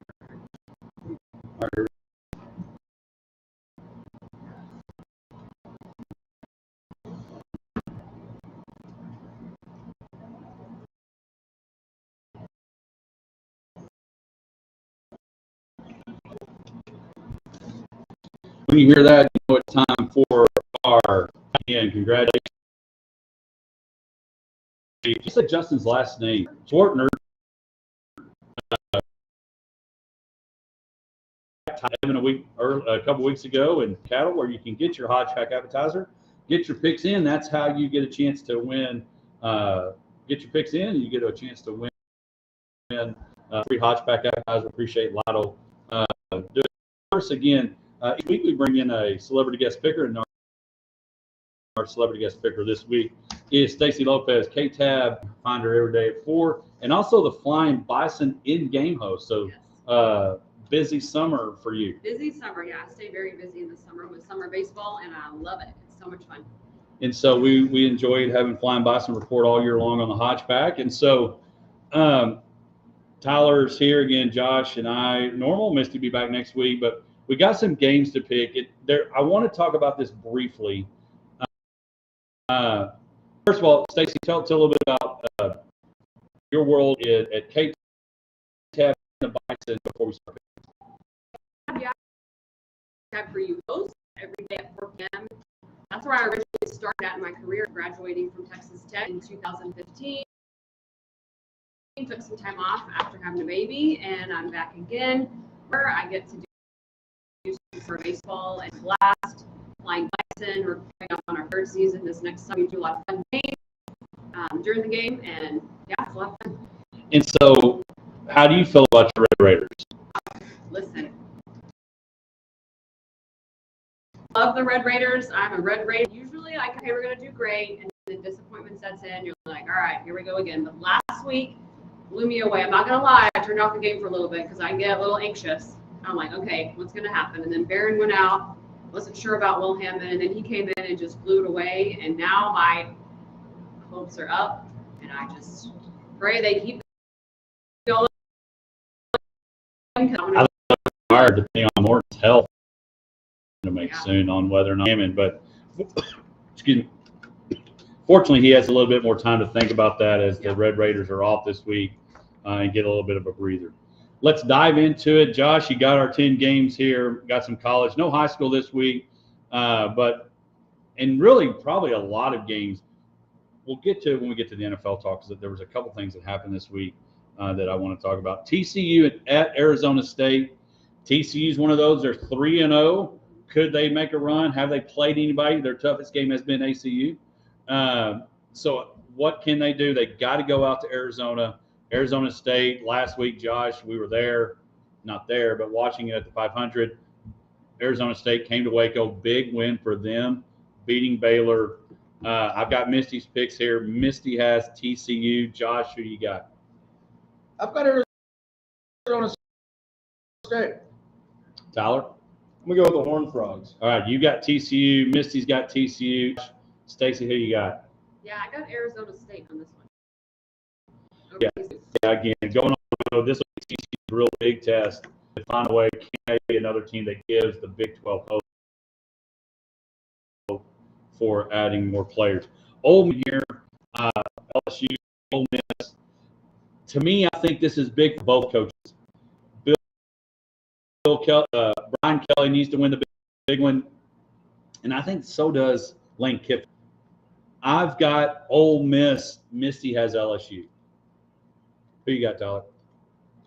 I think I'm going to take LSU going into the Grove and beating Ole Miss. I think that defense is just too good, so I'm going to go with the Tigers.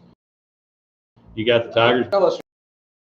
You also. All right, so I'm the lone Ole Misser. Who you guys? Well, All right, there I'm you go. with you. All right, I mean, we've already got Lane Kiffin's daughter playing mind tricks already. Auburn at Texas A&M. Auburn, again, coming off a very tough loss against Oklahoma.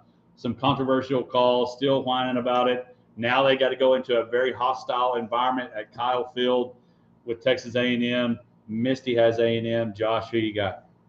A&M. I'm going with the Aggies on this one too. All right, we got Aggies, and And I got the Aggies. all right, Aggies all across the board. I've got Texas A&M too. Again, another big team there that has a chance to finally kind of make their waves post paying the former coach $79 million. All right, Penn State, Oregon. It's going to be a whiteout at Happy Valley. Going to be college game day there in the morning. Going to be a night game. Oregon flying across the country. This is one I've been struggling with because even though he looks like Kenny Peel, Coach Franklin could be the Aaron guy. Does Oregon have a lot to prove, or is it still all on Coach Franklin at Penn State? Well, it really has to signature win that has seemed to elude them the past, but I don't think it's going to be At Oregon. Yeah, I think Josh is right on Penn State getting that win for James Franklin. I think they are going to get it done. I think that Allen, Singleton, that running game.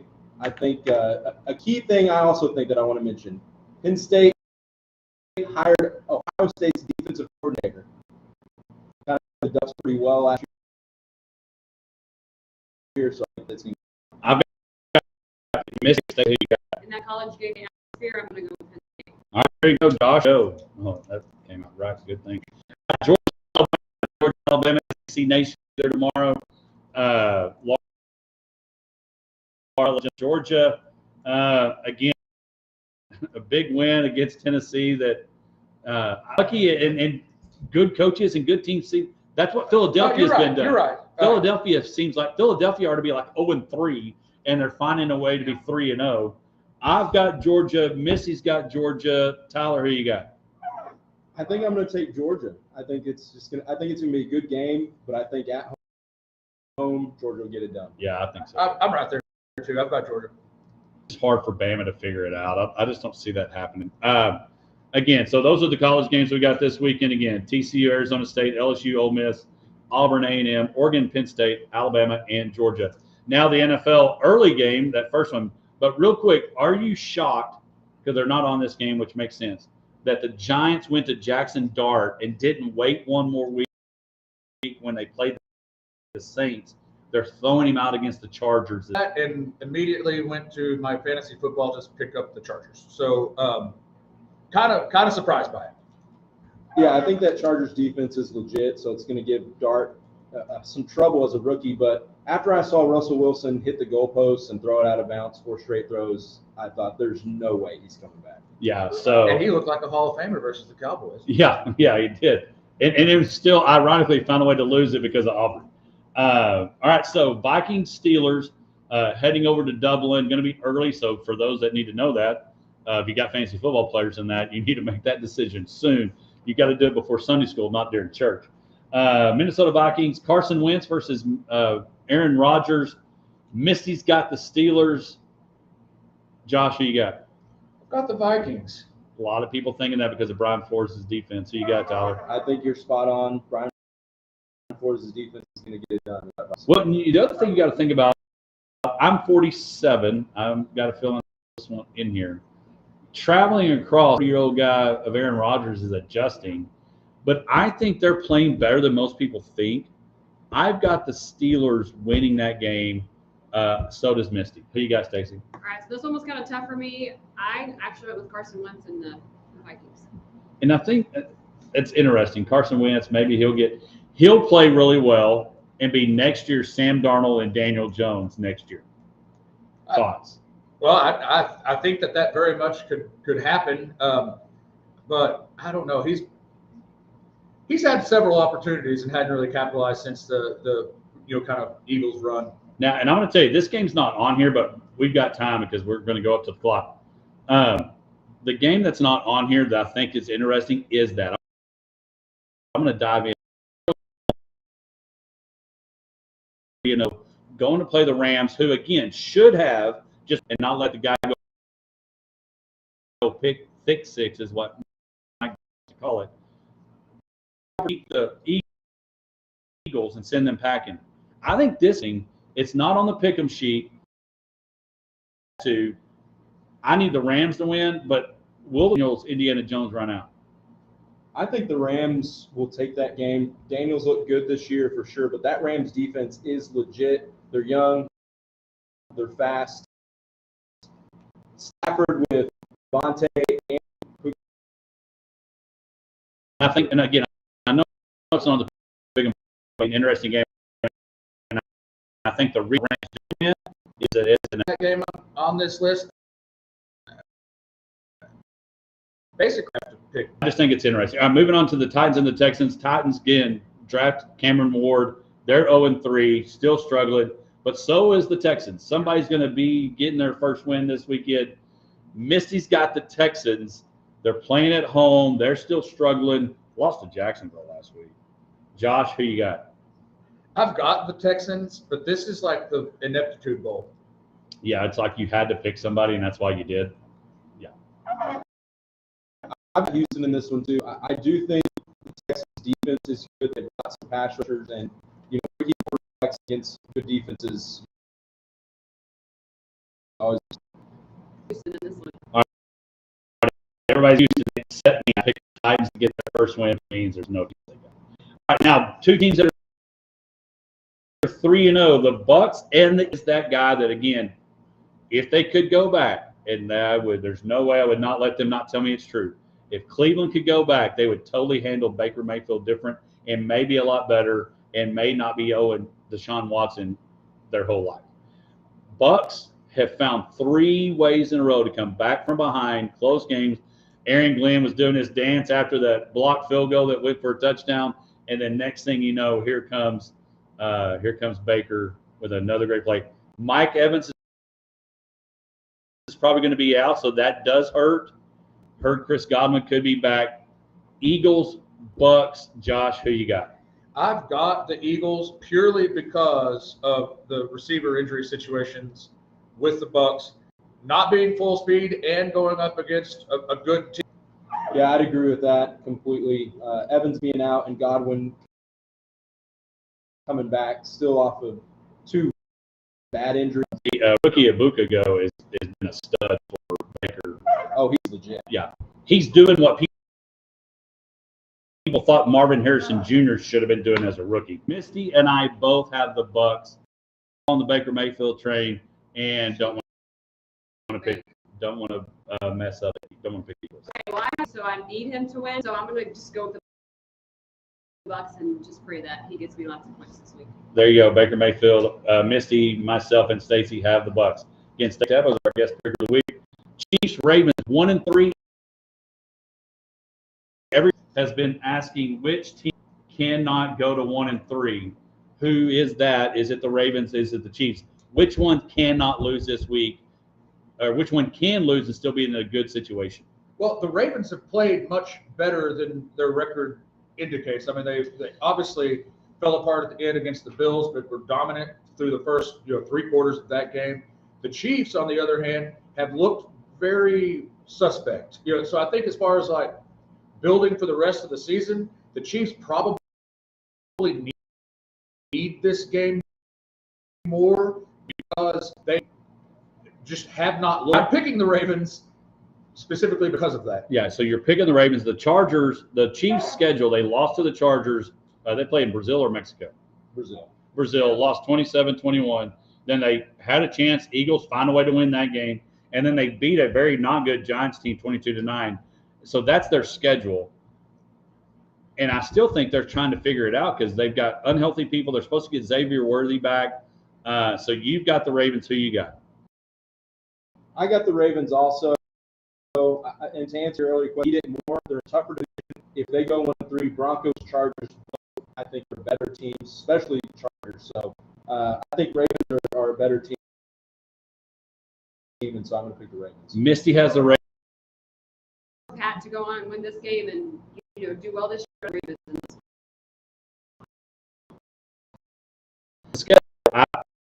Should have beat the Bills. They destroyed the Browns, which aren't very good, and now we're starting to maybe pretty dadgum good. But I've got the Chiefs, so am I the lone Chief guy? All right, here you go. Now Micah Parsons coming back to Texas, coming back to Dallas. Sunday Night Football. Again, Josh mentioned it.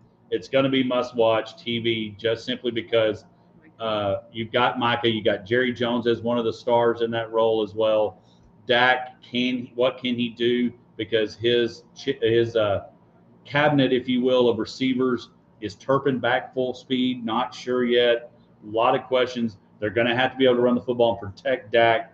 Josh, who you got? I've got the Packers. Tyler? Packers. I don't even want to explain. Yeah, I don't think we have to.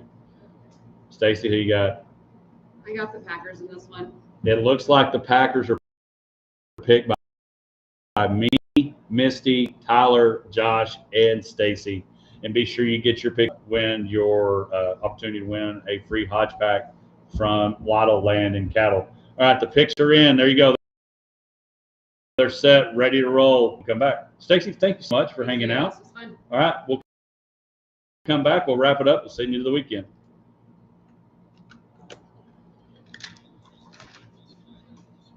All right, we'll get Josh to take a picture of us. We're gonna go. Well, I would love to have a diehard Cowboys fan. Grew up in Midwestern state. Were you there when they were in the training camp? My last year. In that heat. My last year was 98. Okay. So I was leaving that, Right. not knowing I wasn't coming back. Yeah. But I did get to meet Jerry Jones and Chan Gailey, and they signed a napkin that I had to have. Yeah. We just pulled out all of our boxes. Yeah. The other day, my mom uncovered a program that I had signed by Leon Lett and We have to, yeah. From Midwestern. From a charity basketball game they played at ACU, which is like the cops and the firefighters. It was Nate Newton and Leon Lett were the two guys that signed my program. All right, Josh, we'll get all four of us. Come on, Tyler, get in here. All right. There you go.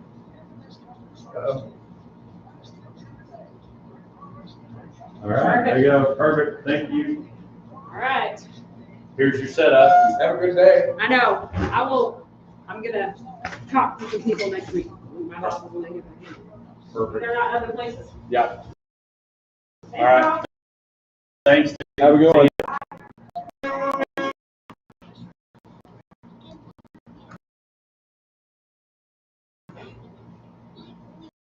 Micah Parsons against Terrence Steele and Tyler Gagne. Yeah, it's and I mean, got a obviously high motor anyway, and I've been fifth gear right off the bat. Yes. Yeah. I think you gotta hope when he jumps off sides that he does something dumb. Spits on Dak. Yeah, we need somebody to spit on that. We need a second. The only chance that we have. Golly. We need a second spitter.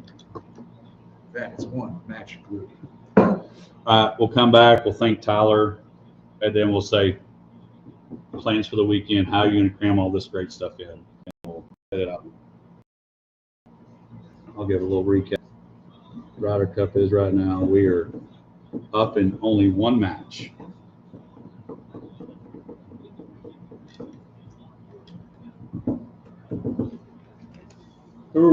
Which match are we winning? Which match are we up in? Patrick Cantley and Robert. Oh. You think we could Shopley?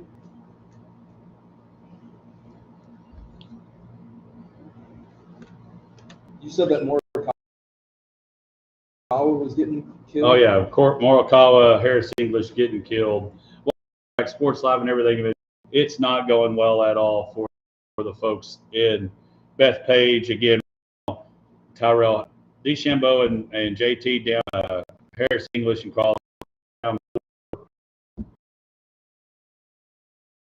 Scheffler and Henley down 4, and Cantley and Shoffley for the first day. Hopefully it gets better. All right, Tyler, appreciate you hanging out this morning. Hope it was a good time. Yeah, it was a great time. I had fun. Yeah, a lot of fun. Again, Tyler Cagle, College Football Report every Friday. You get to hear that. And again, if you ever need anybody, Tyler's the guy to call. He'll be the one that'll be able to take care of you. What's that number again? 325-232-8075. And again, of course, we got him all up and rolling. Josh, good to be back. And we got the baseball this weekend, a lot going on. So how do you fit in everything with what's happening this weekend? We got about 2 minutes. Lots going on, golf, football, baseball, and then probably just life. How do we fit it all in? Yeah, there's quite a bit going on this weekend. You know, it's one of those things you just gotta kind of plan out a little bit of multiple TV situations. You know, there's games that matter,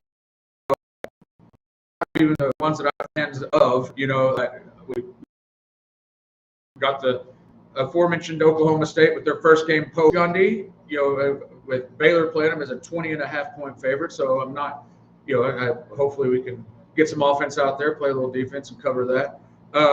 But it's wall to wall stuff to watch. It's the weather's supposed to be nice. I mean, it should be good to be outside. I mean, you just gotta, you know, maybe go to the Home Depot. I just don't know if I'll have time. Yeah, there's a lot going on. Ryder Cup, baseball, college football. I mean, you got 2 undefeateds in the play. The Huskies, again, I think the LSU Ole Miss game. Indiana is playing. Just so much going on this weekend. Again, Sunday night football. You got Dallas and so going to on TV sets, Mulligan's, Lotto, Potosi Live, multiple screens to watch this weekend, and you may even have to have your phone on one of them. I was just about to say, I'm going to have my phone charged, YouTube TV app loaded up, so that's how you're going to have to do it. Yeah, no doubt. So great weekend. Again, we appreciate Tyler, Misty out. Everybody will be back next week. Will the Cowboys find a way to beat the Packers? We'll be talking about that. Major League Baseball playoffs start on Tuesday. A lot of things going on, correct? Starts Tuesday, September 30th. October's here, which means football, fall, and always download, subscribe, rate, review, like that podcast. JB Clark coming in, of course, Greg Austin, and of course, Jones will be back as well. Have a great weekend. Thank you. Download, subscribe, rate, review. Everything. Good work. Perfect. Well, I appreciate it. Yeah. Oh, yeah, I enjoyed it.